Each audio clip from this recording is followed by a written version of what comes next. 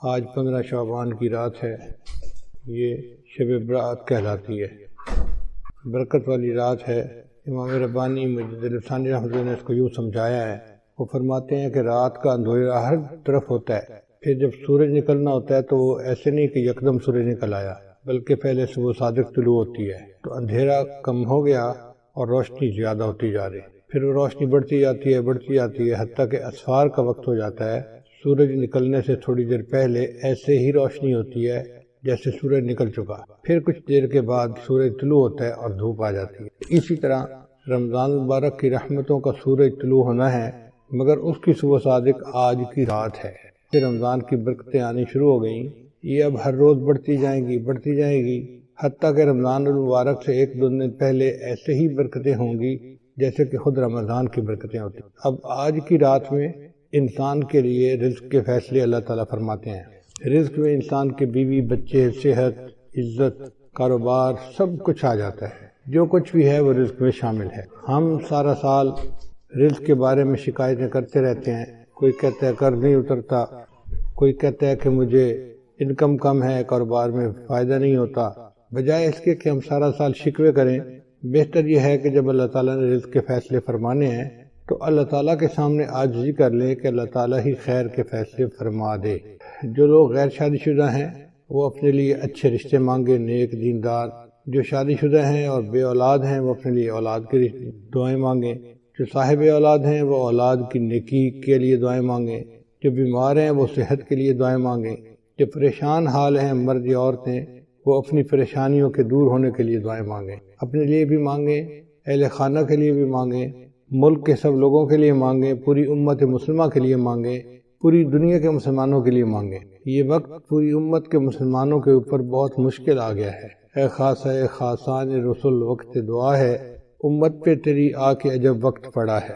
آج کے دور میں روٹی اور رزق زندگی کا نصب العین بن گئے ہیں۔ ایسے لگتا ہے کہ انسان دنیا میں آیا ہی اس لیے ہے کہ مجھے اچھا کمانا ہے اور اچھا کھانا ہے۔ یہ مقصد زندگی نہیں ہے، یہ ضرورت زندگی ہے۔ مقصد زندگی اللہ تعالیٰ کی عبادت ہے، اللہ کی فرمانبرداری ہے، مگر ہم رزق کے پیچھے اس طرح پڑے ہوئے ہیں کہ 24 گھنٹے اسی کی فکر ہے، اٹھتے بیٹھتے چلتے پھرتے ہر وقت اسی کی فکر ہے۔ حالانکہ آج کے دور میں زیادہ کھا کر مرنے والوں کی تعداد زیادہ ہے بنسبت بھوک سے مرنے والوں کے، اور اللہ تعالیٰ نے رزق کی اتنی بہتات دی ہے کہ بے موسم کے پھل ہر جگہ پر ملتے ہیں۔ پھل کیا ملنا بلکہ بے موسم کے جوس ہر جگہ ملتے ہیں۔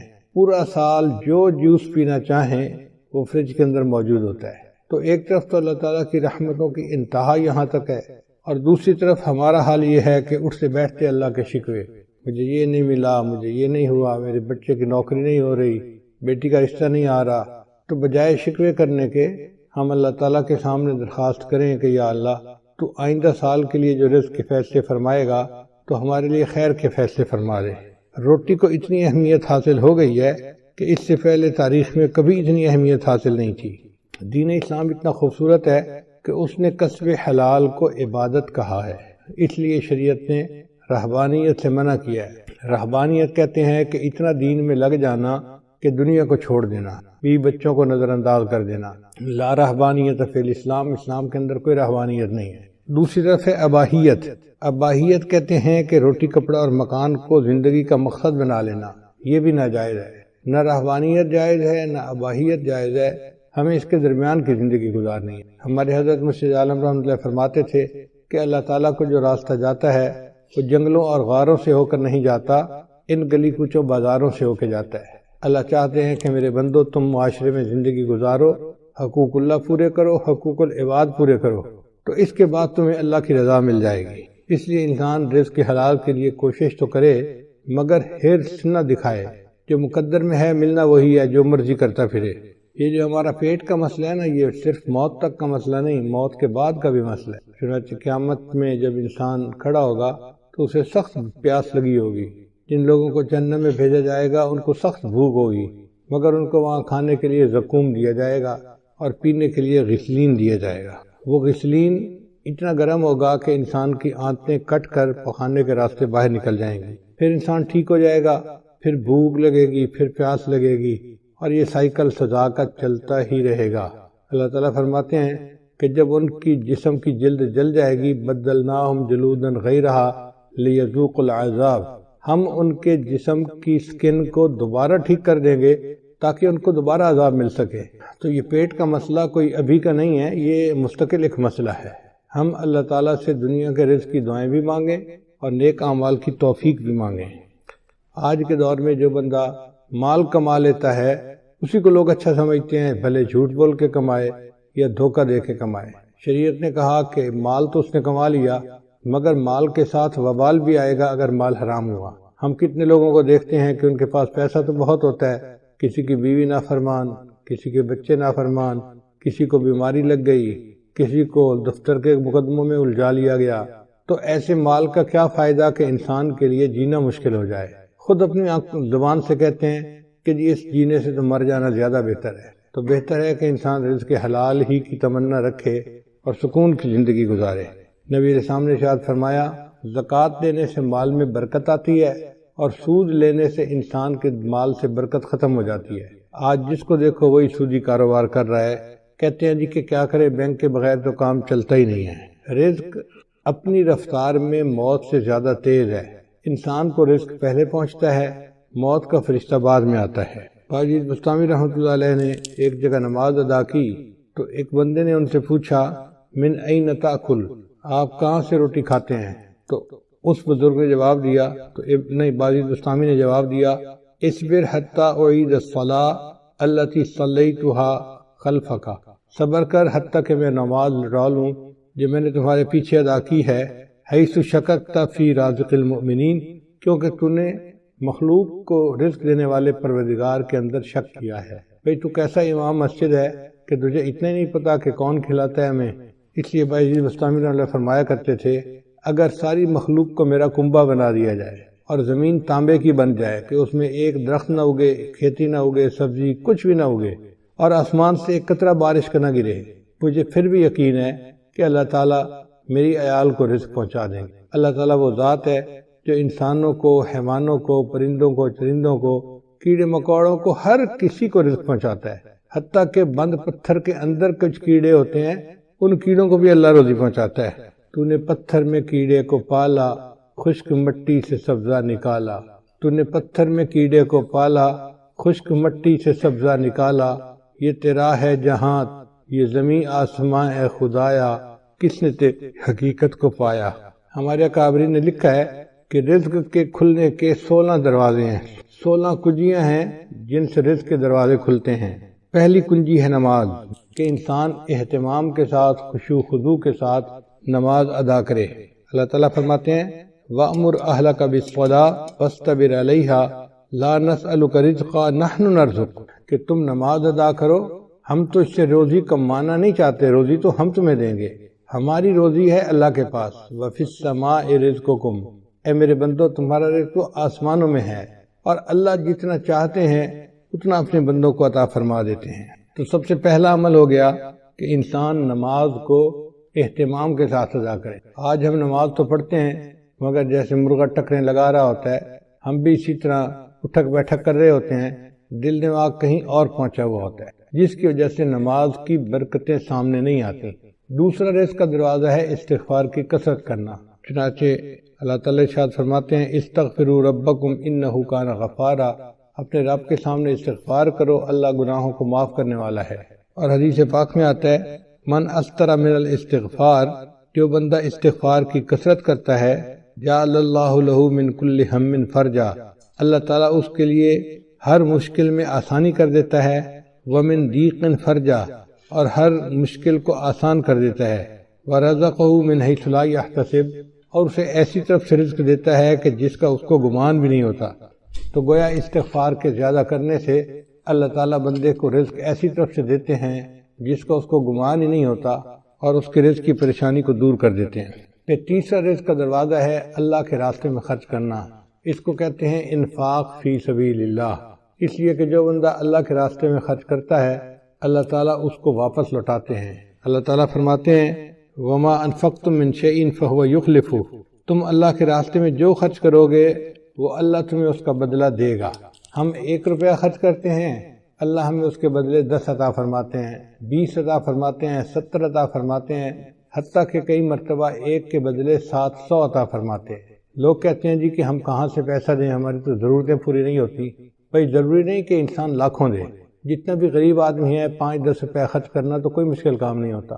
تو ہمیں چاہیے کہ ہم مسکینوں پہ، فقیروں میں خرچ کریں، یا مدارس کے جو طلباء ہیں ان کے لیے مطبخ میں خرچ کریں، کیونکہ ہم اللہ کے راستے میں خرچ کریں گے تو اللہ تعالیٰ اس قرض حسنہ کو واپس لوٹا کر رہیں گے اور کئی گنا کر کے لوٹائیں گے۔ تو دیکھنے میں ہم 1 دے رہے ہوں گے اور دوسری طرف سے 10 ہماری جیب میں واپس آ رہے ہوں گے، مگر یہ نفع کا کاروبار ہر بندے کو کرنا نہیں آتا، لوگ پریشان ہو جاتے ہیں۔ تو پہلا دروازہ تھا نماز کو اہتمام کے ساتھ ادا کرنا، دوسرا دروازہ تھا استغفار کی کثرت کرنا، تیسرا دروازہ تھا کہ اللہ کے راستے میں اپنے مال کو خرچ کرنا، اور چوتھا دروازہ ہے دین کے لیے ہجرت کرنا۔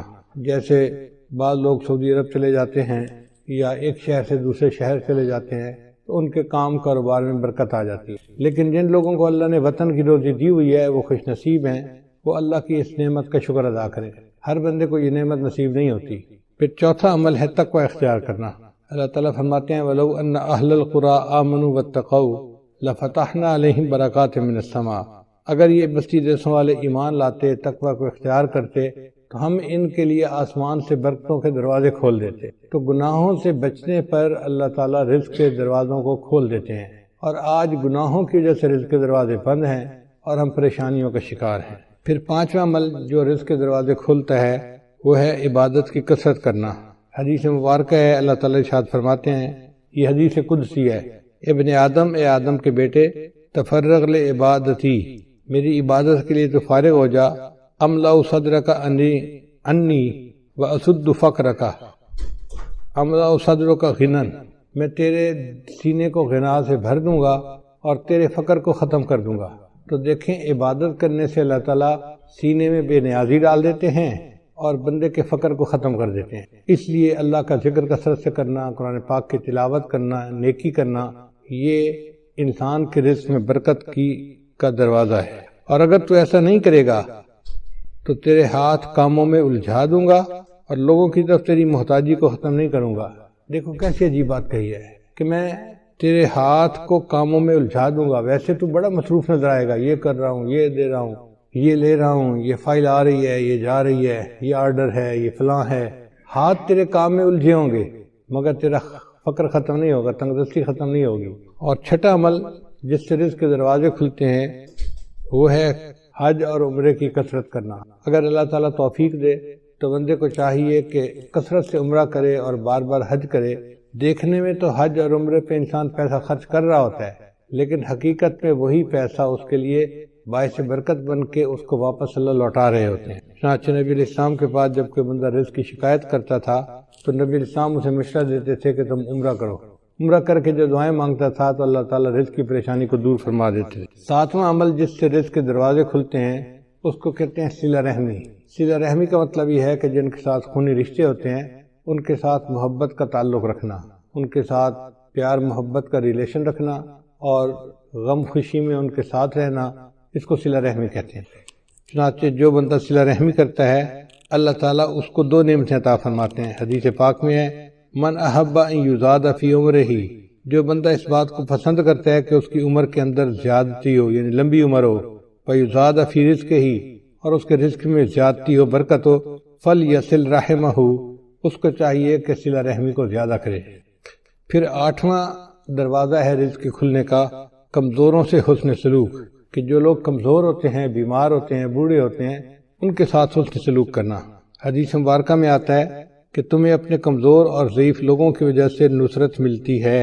اللہ تعالیٰ قرآن میں فرماتے ہیں وَلَوْ يُؤَاخِذُ اللَّهُ النَّاسَ بِمَا كَسَبُوا، اگر اللہ تعالیٰ پکڑ لیتا انسانوں کو جو عمل وہ کرتے ہیں، مَا تَرَكَ عَلَى ظَهْرِهَا مِن دَابَّةٍ، تو زمین کی سطح کے اوپر کوئی ایک بھی جاندار باقی نہ بچتا۔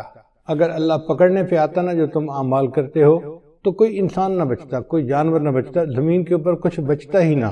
تو اللہ تعالیٰ ہمیں جو رزق دیتے ہیں وہ چھوٹے بچوں کی وجہ سے، بوڑھوں کی وجہ سے، بیماروں کی وجہ سے، عورتوں کی وجہ سے دیتے ہیں، مہمانوں کی وجہ سے دیتے ہیں۔ لہٰذا ان کو بوجھ نہیں سمجھنا چاہیے، بلکہ ان کی وجہ سے ہمیں رزق ملتا ہے، ہر وقت ذہن میں یہ رکھنا چاہیے۔ رزق کا نواں دروازہ جس سے کہ انسان کا رزق کھلتا ہے اس کو توکل کہتے ہیں۔ توکل کا مطلب یہ ہے کہ انسان اللہ پر امید رکھے، اپنی طرف سے کوشش کرے اور نتیجہ اللہ پہ چھوڑ دے۔ وَمَن يَتَوَكَّلْ عَلَى اللَّهِ فَهُوَ حَسْبُهُ، جو اللہ پر توکل کرتا ہے اللہ اس کے لیے کافی ہو جاتا ہے۔ حدیث مبارکہ میں آئے لو انکم توکلون علی اللہ حق توکلہ، اگر تم توکل کرتے جیسے کہ اللہ پہ توکل کرنی چاہیے، لرزقکم کما یرزق الطیور، تو اللہ تعالیٰ تمہیں اس طرح رزق پہنچاتے جس طرح اللہ تعالیٰ پرندوں کو رزق پہنچاتے ہیں۔ وہ صبح اپنے گھونسلے سے خالی پیٹ نکلتے ہیں اور شام کو اپنے گھونسلے میں پیٹ بھرے واپس آتے ہیں۔ انسان کا معاملہ الٹ ہے، بیچارہ گھر سے پیٹ بھر کے نکلتا ہے اور شام کو خالی پیٹ گھر واپس آتا ہے۔ اور پرندوں کا معاملہ دیکھو کہ وہ خالی پیٹ گھر سے نکلتے ہیں اور اللہ ان کو پیٹ بھر کے رات کو واپس گھر پہنچاتے ہیں، جبکہ پرندے اپنے لیے کوئی چیز جمع بھی نہیں کر سکتے۔ کوئی پرندہ آپ نے ایسا نہیں دیکھا ہوگا جو سال کی روزی جمع کر لے، انسان جمع بھی کر لیتا ہے، پھر اس کا یہ حال ہے۔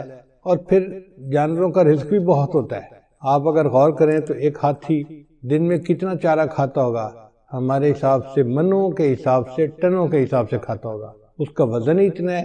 اور ہم نے جہاں بھی جنگل میں ہاتھی دیکھا اس کو ہر وقت چرتے ہوئے دیکھا، تو جو ٹنوں کے حساب سے کھانا کھاتے ہیں ان کے پیٹ اللہ بھر دیتے ہیں۔ اور انسان بیچارہ کتنا کھا لیتا ہے، بڑے سے بڑا پہلوان ہو تو 2 روٹی، اس سے پیٹ بھر جاتا ہے بندے کا۔ تیسری روٹی دیں بھی صحیح نا تو کہتے ہیں نا جی پیٹ بھر گیا۔ تو ہمارا پیٹ بھی چھوٹا ہے اور ہم گھر سے پیٹ بھرے نکلتے ہیں اور رات کو خالی پیٹ واپس آتے ہیں۔ بہتر ہے کہ ہم اللہ تعالیٰ کے اوپر توکل کریں تو پھر دیکھیں کہ اس کی برکتیں کتنی ہوں گی۔ پھر 10واں دروازہ ہے انسان نعمتوں کا شکر ادا کرے۔ اللہ تعالیٰ فرماتے ہیں لَإِن شَكَرْتُمْ لَأَزِيدَنَّكُمْ، اگر تم شکر ادا کرو گے ہم اپنی نعمتیں تم پر اور زیادہ کریں گے۔ آپ دیکھیں ہمارے اوپر اللہ کی کتنی نعمتیں ہیں، ہم تو شکر بھی ادا نہیں کر سکتے۔ الحمدللہ ثم الحمدللہ کہ گھروں میں کھانا کھانے بیٹھتے ہیں تو 1 سالن 2 سالن تو معمول کی بات ہے، کبھی گوشت پکا ہوتا ہے، کبھی دال پکی ہوتی ہے، کبھی روٹی بنی ہوتی ہے، کبھی چاول بنے ہوتے ہیں۔ اب 2 قسم کے کھانے پڑے ہوتے ہیں، حالانکہ کھانا تو ایک بھی مل جاتا تو بہت تھا، مگر یہ اللہ کی نعمت ہے نا کہ اللہ کئی قسم کے کھانے دیتے ہیں۔ اور پھر یہ نہیں کہ کھانے ہی ہمیں ملتے ہیں، کھانے کے علاوہ وافر کھانے ہوتے ہیں۔ چنانچہ میں نے دیکھا ہے کہ ہمارے پاس کئی دفعہ 8-10 مہمان آ جاتے ہیں نا، تو مجھے صرف اندر پیغام بھیجنا پڑتا ہے جی کہ مہمان ہیں، کوئی کھانے کے لیے تردد نہیں کرنا پڑتا۔ اللہ کے فضل سے اتنا کھانا ہوتا ہے گھر والوں کا بچا ہوا کہ 8-10 آدمیوں کا کھانا تو اسی میں ہی نکل آتا ہے۔ یہ اللہ کا کتنا بڑا کرم ہے، کتنا بڑا فضل ہے، ہم اللہ کی اس نعمت کا شکریہ ادا نہیں کر سکتے۔ ابن عطا اسکندری رحمۃ اللہ فرمایا کرتے تھے من لم یشکر النعمہ فقد تعرض لزوالہا، کہ جس نے نعمت کا شکر ادا نہیں کیا اس نے نعمت کو اب زوال کے لیے پیش کر دیا کہ اللہ مجھے یہ نعمت نہیں چاہیے۔ ومن شکرہا، اور جس نے نعمت کا شکر ادا کیا فقد قید بعقالہا، اس نے نعمت کو نکیل کے ذریعے سے پکڑ لیا، باندھ لیا اپنے پاس۔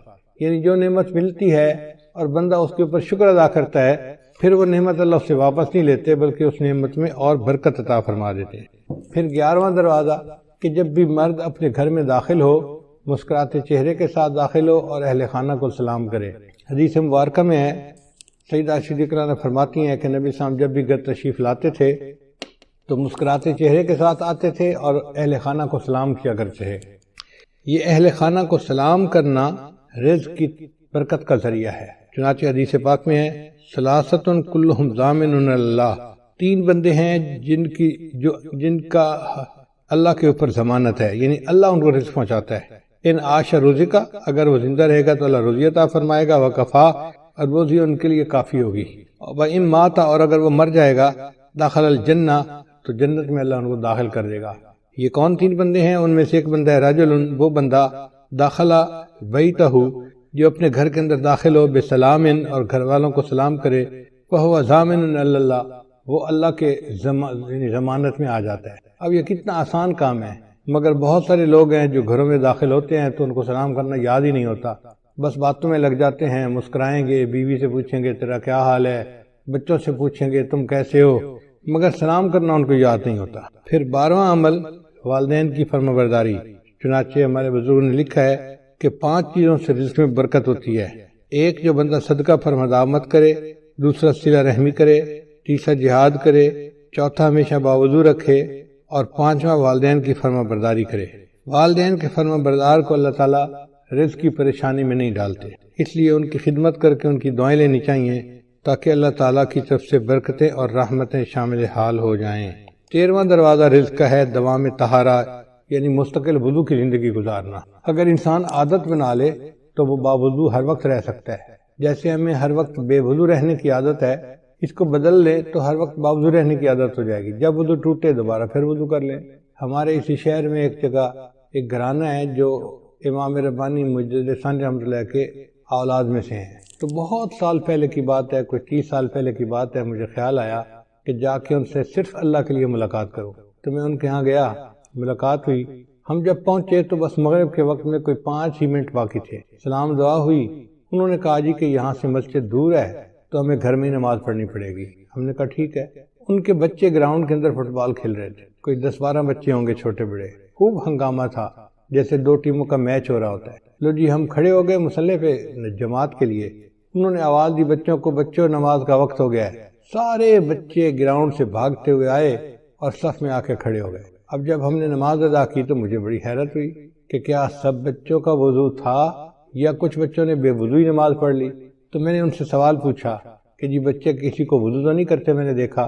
تو وہ مسکرائے اور کہنے لگے کہ جی ہمارے خاندان میں بچوں کو یہ تربیت دی جاتی ہے کہ تم نے پوری زندگی باوضو گزارنی ہے۔ ہمارے گھر کے چھوٹے بڑے جس بندے کو آپ دیکھیں گے، جب بھی دیکھیں گے ہمیشہ باوضو دیکھیں گے، اگر وضو ٹوٹے گا تو دوبارہ اسی وقت وہ پھر وضو کر لیں گے۔ تو اگر ایسے خاندان آج بھی دنیا میں موجود ہیں کہ جن کے گھر کا ہر چھوٹا بڑا بندہ مرد عورت ہر وقت باوضو رہتے ہیں تو پھر اللہ ان کی رزق میں بھی برکت عطا فرما دیتے ہیں۔ پھر 12واں عمل ہے، 14واں عمل ہے چاشت کی نماز پڑھنا۔ چاشت کی نماز ہوتی ہے دن کے 10 بجے 11 بجے جب ذرا سورج طلوع ہو جاتا ہے اور پاؤں جلنے لگ جاتے ہیں گرمیوں میں، تو اس کو صلاۃ الضحیٰ کہتے ہیں، چاشت کی نماز کہتے ہیں۔ یہ وہ ٹائم ہوتا ہے جب اکثر مرد اپنے دفتروں میں چلے جاتے ہیں یا کھیتوں میں چلے جاتے ہیں یا اپنے کاروباروں میں چلے جاتے ہیں۔ اس وقت جو عورتیں اپنے خامدوں کو کاروبار پہ بھیج کے پیچھے مصلی پہ بیٹھتی ہیں اور نفل پڑھتی ہیں، اس میں اللہ نے رزق کی برکت رکھی ہے۔ اب کتنی عورتیں ہیں جو رزق میں کمی کے شکوے تو کرتی ہیں لیکن وہ چاشت کی نماز نہیں پڑھتی کہ محنت کرنے کے لیے تو میرا خامد نکل گیا، پسینہ تو وہ بہائے گا۔ اب اللہ کرے کہ اس کے رزق میں برکت ہو جائے اور ہمیں اللہ تعالیٰ رزق میں آسانی فرما دے، تو یہ نماز پابندی کے ساتھ پڑھنے کی ضرورت ہے۔ ہمارے بزرگوں نے لکھا ہے کہ جو بندہ چاشت کے وقت نماز نہ پڑھ سکتا ہو دفتر کی وجہ سے یا کاروبار کی وجہ سے یا دکان کی وجہ سے، اس کو چاہیے کہ سورج نکلنے کے چند منٹ بعد جو اشراق کی نماز پڑھتے ہیں تو 2 رکعت اشراق کی نیت سے پڑھ لے اور 2 رکعت چاشت کی نیت سے اسی وقت پڑھ لے تو اس کی چاشت کی نماز ہو جائے گی۔ تو معمول بنا لینا چاہیے کہ چاشت کی نماز دفتر جانے سے پہلے پڑھ کے ہی جائیں۔ پھر 15واں عمل جس سے انسان اللہ تعالیٰ رزق کے دروازے کھولتے ہیں وہ ہے سورہ واقعہ کو پابندی کے ساتھ پڑھنا۔ حدیث مبارکہ میں آتا ہے من قرأ سورۃ الواقعۃ کل لیلۃ، جس نے ہر رات میں سورہ واقعہ کو پڑھا لم تصبہ فاقۃ ابدا، اس کو کبھی فاقہ نہیں پہنچتا۔ عبداللہ بن مسعود رضی اللہ عنہ ایک بڑے مفتی قسم کے صحابی تھے، وہ بیمار ہو گئے۔ حضرت عثمان غنی امیر المومنین تھے، وہ ان کو ملنے کے لیے آئے۔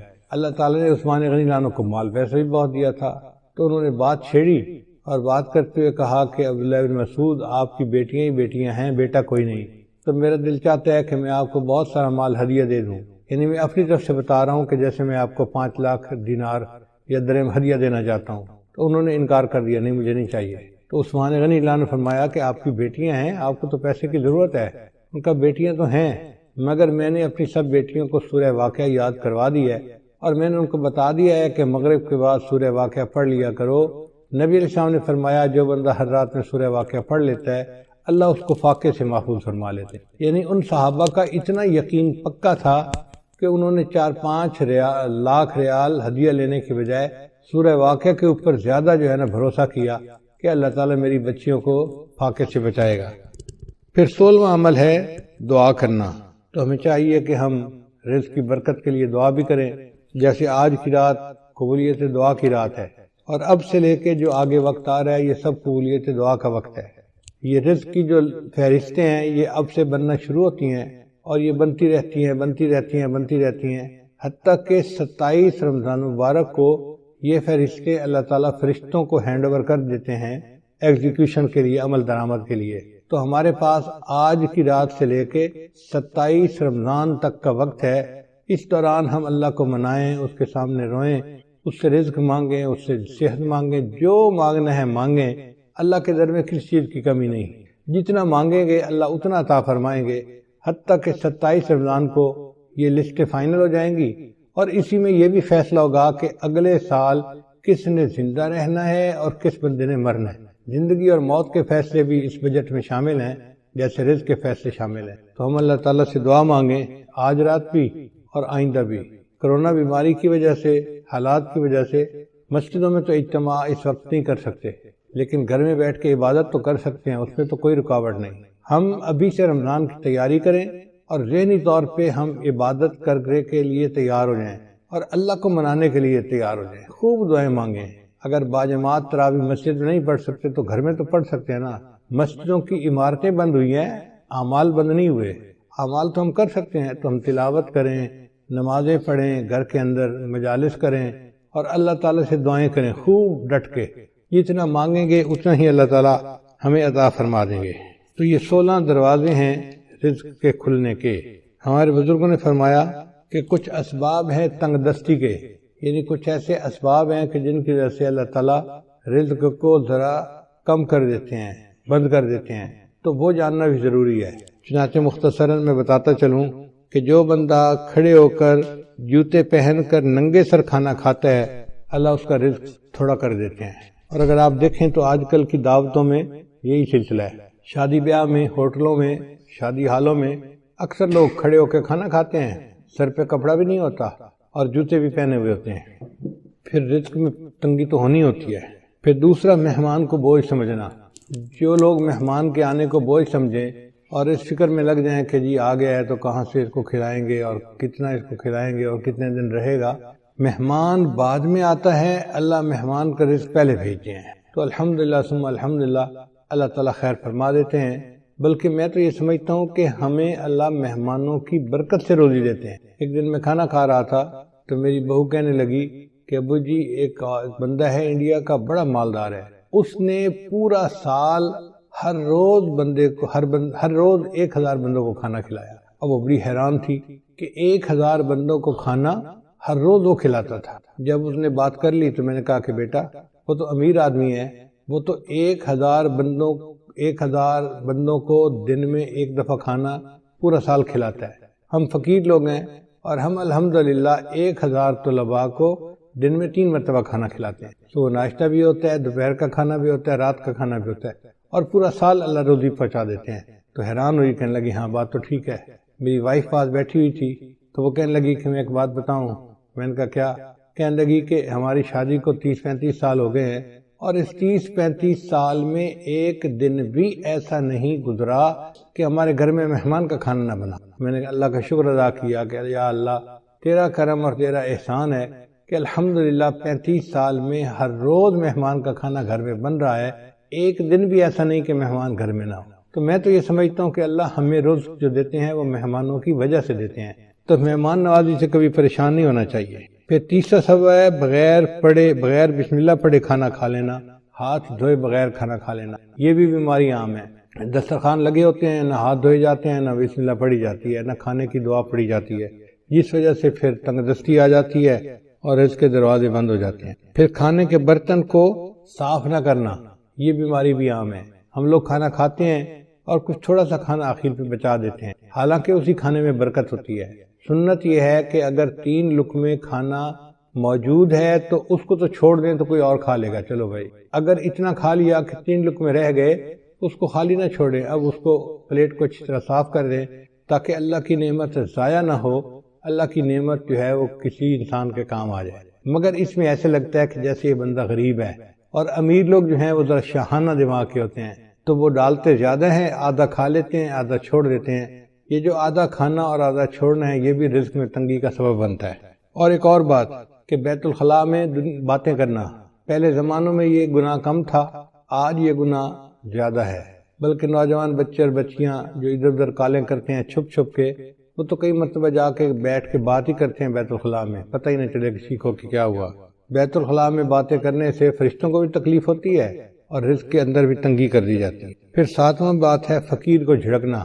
اگر کوئی مانگنے والا آئے تو بندہ فقیر کو جھڑکی نہ دے، چلے جاؤ بھائی یہاں سے، کہا نہیں آپ کو چلے جاؤ، سن نہیں رہے، جاتے کیوں نہیں، ایسے جھڑکی نہیں دینی چاہیے، بلکہ اگر کچھ ہے تو دے دے، اور اگر نہیں تو کہہ دے جی آپ آگے چلے جائیں۔ ہم ایک مرتبہ حرم شریف میں بیٹھے ہوئے تھے تو ایک UK کا بندہ حضرت کے پاس آیا مطاف کے اندر، کہنے لگا حضرت میں حج کے لیے آیا ہوں، لیکن یہاں مطاف میں تو مانگنے والے بہت ہیں، ہر تھوڑی دیر کے بعد کوئی فقیر آ جاتا ہے مانگنے والا، اب سمجھ نہیں آتی کہ ہم کس کو دیں اور کس کو نہ دیں، اگر ہم ہر کسی کو دے دیں تو ان کی تو عادت بگڑ جائے گی، تو دل چاہتا ہے کہ ان کو نہ دیں، اور اگر ہم نہ دیں تو پھر کون دے گا، تو دل چاہتا ہے دے بھی صحیح، تو اب فیصلہ کرنا مشکل ہوتا ہے، تو اب بتائیں کہ ہم کس کو دیں، ہمیں کیسے پتہ چلے کہ کون مستحق ہے اور کون مستحق نہیں ہے۔ حضرت نے اس کی ساری بات کو سنا اور پھر فرمایا کہ اچھا یہ بتاؤ کہ اللہ نے جو تمہیں دیا ہے تم اس کے مستحق ہو؟ اس نے کہا نہیں۔ تو حضرت نے فرمایا جب تم اس کے مستحق نہیں اور اللہ نے پھر بھی تمہیں دے دیا ہے، تم بھی اللہ کے خلق کو اپناؤ، دے دو، مستحق ہے یا نہیں یہ تمہارا مسئلہ نہیں، یہ اللہ کا مسئلہ ہے۔ تو بندہ چپ تو ہو گیا، مگر اس کے دل میں سوال تو بہرحال تھا، تو حضرت نے بھانپ لیا کہ اس کے دل میں سوال ابھی باقی ہے، تو پھر حضرت نے اس کو بات پیار سے سمجھائی۔ حضرت نے فرمایا کہ دیکھو وہ بندہ تمہارے پاس مانگنے آیا ہے، مان لیا کہ وہ صاحب حیثیت ہے اور عادتاً مانگ رہا ہے، تم اسے اس لیے دے دو کہ اللہ کا شکر ادا کرو کہ اللہ تو نے مجھے دینے والوں میں سے بنایا، لینے والوں میں سے نہیں بنایا، یہ بھی تو ہو سکتا تھا اللہ تجھے اس کے حال میں ڈال دیتا اور تو لوگوں سے مانگتا پھرتا، تو اللہ تعالیٰ کی اس نعمت کا شکر ادا کرتے ہوئے دے دیا کرو کہ اللہ تو نے مجھے لینے والا نہیں، تو نے مجھے دینے والا بنایا ہے، میں تیرے نام پہ دے رہا ہوں۔ اس پہ اس کے دل کے اندر تسلی ہو گئی اور اس نے حضرت کے ماتھے کا بوسہ لیا اور خوش ہو کے واپس چلا گیا۔ تو اس لیے اگر کوئی فقیر آئے تو اس کو جتنا دے سکتے ہیں دیں، اور اگر نہیں دے سکتے تو پیار سے کہیں جی آپ آگے چلے جائیں، اس کو جھڑکی نہ دیں، اس کو ڈانٹ ڈپٹ نہ کریں۔ پھر مغرب کی نماز کے بعد بلا عذر جو بندہ سو جاتا ہے، اس سے بھی رزق کے اندر برکت کم کر دی جاتی ہے۔ اگر کوئی بیمار ہے یا کوئی عذر ہے تو اس میں تو شریعت اجازت دیتی ہے، لیکن عادت بنا لینا اس کو شریعت نے منع کیا ہے۔ مغرب کے بعد بلا عذر نہیں سونا چاہیے۔ پھر جو بندہ نماز قضا کر دیتا ہے اللہ تعالیٰ اس کے رزق کو تنگ کر دیتے ہیں۔ عورتیں بالخصوص، نیک عورتیں بھی نمازیں قضا کر بیٹھتی ہیں، پتہ ہے کیوں؟ سوچتی رہتی ہیں مہمان آئے ہیں، میں ان کو پہلے چائے بنا کے دے دوں پھر نماز پڑھ لیتی ہوں۔ اب وہ چائے بنا کے دینے میں اتنا کام لمبا ہو جاتا ہے کہ نماز کا ٹائم نکل جاتا ہے، ان کو یاد ہی نہیں ہوتا، یاد اس وقت آتا ہے جب اگلی نماز کا وقت شروع ہو چکا ہوتا ہے۔ یا یہ سوچتی رہتی ہیں کہ میں بچے کو نہلا لوں، بچے کھانا کھلا لوں، بچے کو پتہ کر لوں، بچے کو نہلا لوں اور پھر نماز پڑھوں گی۔ یہ جو پھر کا مسئلہ ہے نا، نماز قضا کرنے کی بنیاد یہی ہے، نماز کو کبھی پھر پہ نہیں رکھنا چاہیے، ابھی پہلے نماز پڑھیں، بعد میں جو کرنا ہے کریں۔ اس لیے جب نماز کا وقت ہو جائے تو نماز پڑھیں اور اس کے بعد جو کرنا ہے کریں، نماز کو کبھی آئندہ پہ نہ چھوڑیں، کیا پتہ چند سانس مزید ہیں بھی صحیح کہ نہیں۔ ہمیں ایک مرتبہ اس کا بہت عجیب تجربہ ہوا، ہم پشاور ایک اجتماع سے واپس آ رہے تھے تو لاکھوں لوگ تھے اس اجتماع میں، راستے میں ایک چھوٹی سی مسجد میں ہم رکے، ہم نے سوچا کہ ہم یہاں پر عصر کی نماز ادا کر لیتے ہیں، تو جب میں مصلی کے اوپر کھڑا ہوا امامت کے لیے تو ایک اور گاڑی آ کے رکی جس میں 4 بندے تھے، ان 4 میں سے 2 بندے مسجد کے اندر داخل ہوئے اور دوسرے 2 ان کے پیچھے تھے، تو پیچھے والوں نے ان کو کہا یار یہاں تو پہلے ہی نمازی کافی ہیں، چلو ہم عصر کی نماز آگے پڑھ لیں گے۔ تو جو اندر آئے ہوئے لوگ تھے نا وہ بھی باہر نکل گئے اور گاڑی میں بیٹھ گئے اور گاڑی چلی گئی۔ خیر ہم نے نماز ادا کی، پھر اس کے بعد ہم آگے چلے اسلام آباد کی طرف آ رہے تھے، کوئی 10 میل کے بعد ہم نے دیکھا کہ اس پہلے والی گاڑی کا ایکسیڈنٹ ہوا ہے، اور ایکسیڈنٹ اتنا فیٹل تھا کہ چاروں کے چاروں بندے مر گئے تھے۔ تو ہم نے جب اس گاڑی کو دیکھا تو گاڑی کو تو پہچان لیا، تو لوگوں نے ہمیں بتایا کہ جی ایکسیڈنٹ اتنا برا تھا کہ ایک بندہ بھی نہیں بچا، سب مر گئے۔ اس وقت مجھے خیال آیا کہ یا اللہ اگر یہ رکے تھے جیسے نماز وہاں پڑھ کے پھر چلتے تو ایک تو وقت کی عصر کی نماز بھی ادا ہو جاتی اور دوسرا اس کی وجہ سے برکت بھی ہو جاتی۔ اب یہ انہوں نے عصر کی نماز ادا نہیں کی ہوگی، نیت تھی پڑھنے کی لیکن بن پڑھے دنیا سے چلے گئے، تو کون جانتا ہے موت کا وقت کتنا قریب ہے۔ اس لیے اگر پھر پہ ڈال دینا جی کہ پھر نماز پڑھیں گے تو اس میں نماز بھی قضا ہو جاتی ہے اور انسان نقصان بھی اٹھاتا ہے۔ ابھی نماز پہلے پڑھیں جب ٹائم ہو جائے، اور عورتوں کے لیے تو اول وقت میں نماز پڑھنا بھی زیادہ فضیلت ہے۔ بس اذان کے انتظار میں رہیں، گھر کے اندر ایک بورڈ ہونا چاہیے جس پر نماز کے ٹائمنگ لگے ہوئے ہوں، بچے بڑے اس بورڈ کو دیکھیں اور جیسے ہی نماز کا ٹائم ہو جائے بس وضو کیا، پہلے نماز پڑھی، بعد میں جو کرنا ہے بعد میں کرتے رہیں گے۔ پھر 11ویں چیز جس سے رزق میں کمی آتی ہے وہ ہے جھوٹ بولنا۔ جو بندہ جتنا زیادہ جھوٹ بولتا ہے اللہ اس کے رزق کو اتنا تنگ کر دیتے ہیں۔ اللہ اکبر، شاید آج ہمارے رزق کے اندر جو تنگی ہے اس کی بنیادی وجہ یہ جھوٹ ہی ہے۔ جھوٹ ہم نے انفرادی طور پر نہیں، قوم میں اجتماعی طور پر آ گیا ہے۔ جس بندے سے بات کریں وہی جھوٹ میں بات کرے گا، اور اس کا نام ہم نے بہانہ رکھ دیا۔ جی میں نے اس کے سامنے بہانہ کیا، بیوی کہتی ہے میں نے خاوند کے سامنے بہانہ کیا، بیٹا کہنا ہے میں نے ابو کے سامنے بہانہ کیا، شاگرد کہتا ہے میں نے استاد کے سامنے بہانہ کیا، حالانکہ یہ بہانہ صریح جھوٹ ہوتا ہے اور اس جھوٹ سے بچنے کی ضرورت ہے۔ 12واں عمل ہے موسیقی کا سننا۔ آج کل گھروں کے اندر گانے چل رہے ہوتے ہیں، فلمیں چل رہی ہوتی ہیں، عورتیں موسیقی کی آواز پہ کام کر رہی ہوتی ہیں کچن میں، گھر میں، اور کہتی ہیں الٹا کہ جی موسیقی تو روح کی غذا ہے، اور اس بات کو بھول جاتی ہیں کہ جس گھر میں موسیقی چلتی ہے اللہ ان کی رزق میں تنگی کر دیتے ہیں۔ پھر 13واں عمل اولاد کو برا بھلا کہنا۔ کچھ ماں باپ اولاد کو جلدی گالیاں دینا شروع کر دیتے ہیں، یا برے الفاظ کرنا شروع کر دیتے ہیں، یا کوسنا شروع کر دیتے ہیں۔ تو جو اولاد کو برے الفاظ کہیں گے یا کوسیں گے ان کے رزق کو اللہ تعالیٰ ویسے ہی تنگ کر دیں گے۔ 14واں عمل قرآن مجید کو بلا وضو ہاتھ لگانا۔ قرآن مجید اللہ کا کلام ہے، لا یمسہ الا المطہرون، اس کو ہاتھ نہیں لگا سکتا مگر وہ جو پاک ہو۔ تو ہمیں چاہیے کہ ہم باوضو ہو کے اس کو ہاتھ لگائیں، اگر بے وضو ہاتھ لگائیں گے تو رزق کے اندر کمی آ جائے گی۔ پھر 15واں عمل جس سے رزق میں کمی آتی ہے، نامحرم کو دیکھنا۔ یہ بدنظری کی عادت آج اتنی عام ہو گئی ہے، چاہے آتے جاتے بازار میں دیکھے، گلی میں دیکھے، سکرین کے اوپر دیکھے، سیل فون کے اوپر دیکھے، عورت کو دیکھے یا عورت کی تصویر کو دیکھے، بات ایک ہی ہے۔ تو نامحرم کو دیکھنے سے اللہ تعالیٰ رزق میں تنگی فرما دیتے ہیں۔ اور 16واں عمل جس سے کہ انسان کے رزق میں تنگی آ جاتی ہے، اہل و عیال کے ساتھ لڑتے رہنا۔ میاں بیوی جو ہر وقت ایک دوسرے کے ساتھ بات بات پہ بحث کرتے ہیں، دلیلیں دیتے ہیں، لڑتے جھگڑتے ہیں، تو یہ میاں بیوی کی لڑائی جھگڑے میں اللہ ان کے رزق کو تنگ کر دیتے ہیں۔ اب ایک طرف تو لڑائیاں بھی ختم نہیں ہوتی اور دوسری طرف رزق کے کمی کے شکوے بھی ختم نہیں ہوتے۔ بھئی اتفاق میں برکت ہے، آپ محبت پیار سے زندگی گزاریں تو اللہ تعالیٰ رزق کی پریشانی کو دور کر دیں گے۔ چنانچہ آج کی رات میں خاص طور پر ہم اپنے لیے اور اپنی مسلمان امت کے لیے خوب دعائیں مانگیں۔ ایک وبا پھیلی ہے جس کا نام ہے کرونا، تو مجھے ایک ساتھی نے آج کچھ اشعار لکھ کے لا دیے کہ جی آپ بیان میں یہ بھی سنا دینا، مجھے بھی اچھے لگے۔ اشعار ہیں، نمازیں پڑھو تم تلاوت کرو نہ، یعنی کرونا جو ہے نا وہ اصل میں ہے کہ آ کے کہہ رہا ہے کہ میاں تم یہ کام کرو، نمازیں پڑھو تم تلاوت کرو نہ، گناہوں کو چھوڑو عبادت کرو نہ، کرونا تمہارا نہ کچھ کر سکے گا، کرونا کے خالق کی طاعت کرو نہ، پریشان کیوں ہو خدا ہے تمہارا، دواؤں سے اپنی حفاظت کرو نہ، اٹھو چھوڑ دو کفر کی پیروی اب، غلامی سے نکلو عبادت کرو نہ، نبی کی محبت میں داڑھی بڑھا کر نبی جیسی اپنی شباہت کرو نہ، اگر چاہتے ہو دلوں میں حلاوت نگاہوں کی بھی تم حفاظت کرو نہ، کرونا کا یہ بھی ہے پیغام طائر، خدا فدا رب کی چاہت پہ چاہت کرو نہ، کہ تم اللہ کی چاہت پہ اپنی چاہت کو فدا کر دو، یہ کرونا کا پیغام ہے۔ تو بہرحال ہمیں چاہیے کہ ہم اس وبا سے بھی دعا مانگیں اور باطنی روحانی بیماریوں سے بھی دعا مانگیں، اللہ تعالی ہمارے ایمان کی حفاظت فرمائے اور ہمیں اس دنیا میں اللہ تعالی ایمان کے ساتھ جینے اور ایمان کے ساتھ مرنے کی توفیق عطا فرمائے۔ وآخر دعوانا ان الحمد للہ رب العالمین۔ پانی پی لو۔ بیت کے کلمات پڑھائے جائیں گے، سچے دل کے ساتھ یہ کلمات پیچھے پیچھے پڑھتے جائیے۔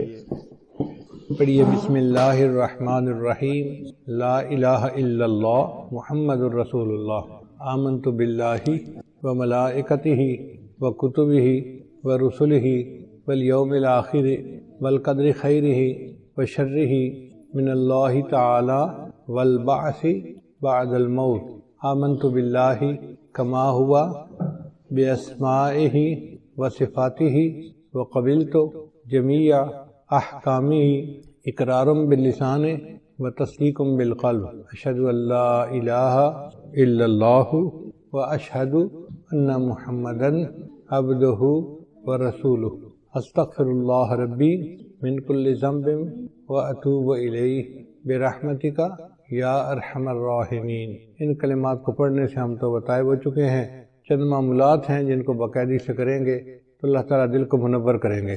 پہلا عمل ہے 100 مرتبہ استغفار صبح شام پڑھنا۔ دوسرا عمل ہے 100 مرتبہ درود شریف صبح شام پڑھنا۔ تیسرا عمل ہے قرآن مجید کی تلاوت روزانہ کرنا۔ چوتھا عمل ہے چلتے پھرتے ہر وقت علم اللہ کو یاد کرنا۔ اور پانچواں عمل ہے 10-15 منٹ صبح 10-15 منٹ شام مراقبہ کرنا۔ انشاءاللہ مراقبہ کریں گے تو اس سے دل میں اللہ کی محبت بڑھے گی اور ہمارے اعمال کے اندر جان پیدا ہو جائے گی۔